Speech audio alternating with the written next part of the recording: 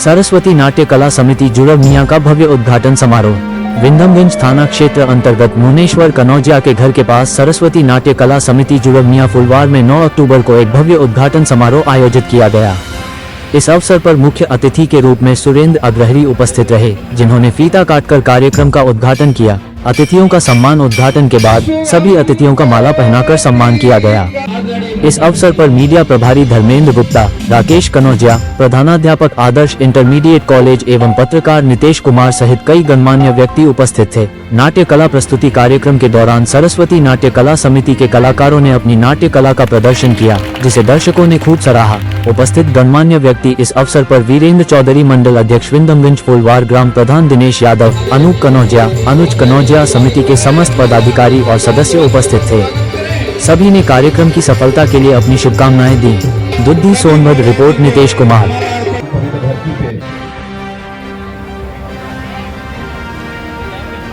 जो सरस्वती नाट्य कला परिषद द्वारा या समसामयिक विषयों पर आधारित, सामाजिकता पर आधारित जो यह नाट्य कला का से जो मंचन हो रहा है, इसमें उपस्थित सभी सम्मानित गणमान्य अतिथियों का मैं इस मंच से स्वागत अभिनंदन करता हूं।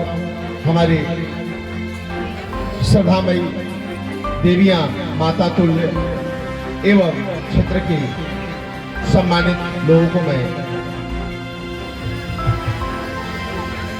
वंदन नमन करते हुए मैं चाहूंगा विशेष कुछ न कहते हुए आज मुझे इस मंच पर आने का सौभाग्य प्राप्त हुआ है। तो यहाँ जैसा कि संस्थापक परम आदरणीय परम पूजनीय MP कनौजिया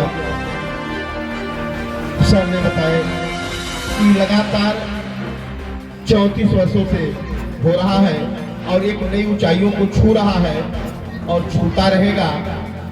यह लोगों के विशेष सहयोग, लोगों की विशेष प्रेरणा से है। यहाँ के स्थानीय कलाकार निश्चित तौर पर अपनी ऊंचाइयां छूते हुए हर क्षेत्रों में अपना जगह बना रहे हैं। और मैं बहुत कुछ न कहते हुए हमारे बीच हमारे परम पूजनीय परम आदरणीय गुरु सुरेंद्र अग्रहरी सर उपस्थित हैं। उनके अमृत वाणियों को सुनना है,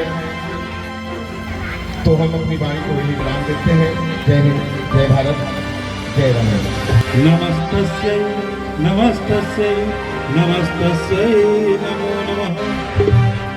आज जुड़वनिया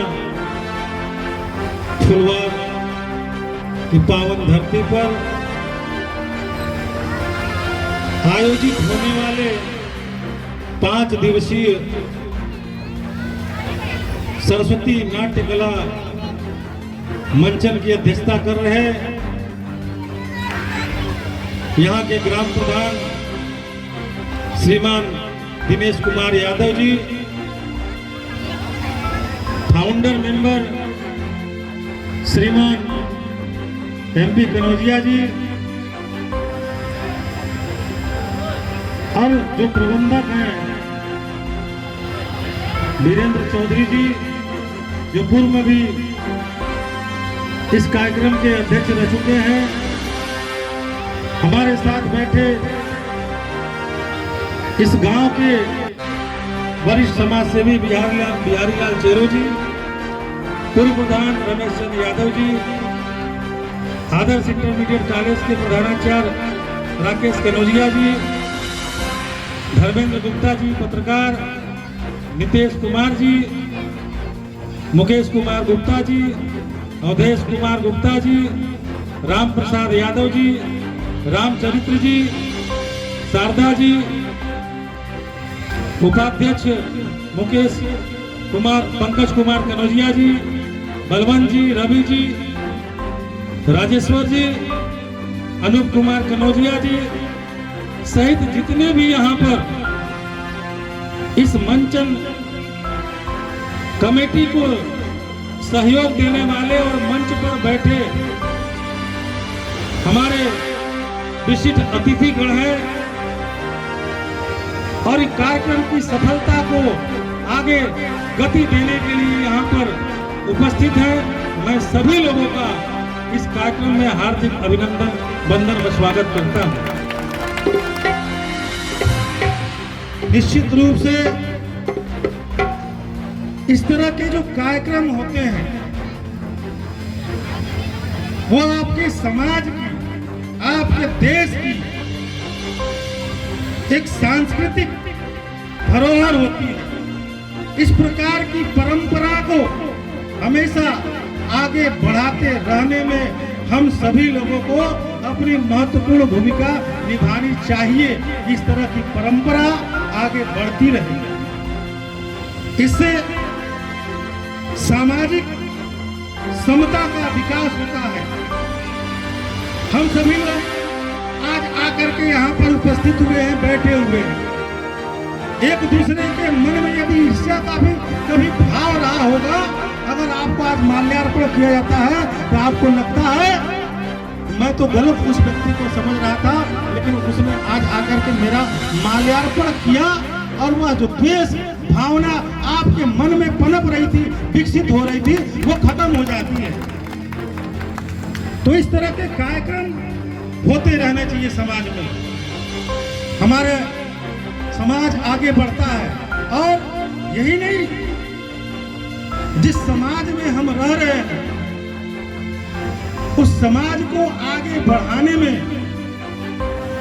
हम अपना समर्पण करते हैं, यह भाव हमारे अंदर होना चाहिए। एक बार की बात बताऊं, यशोधर्म नामक एक बहुत बड़े संत थे।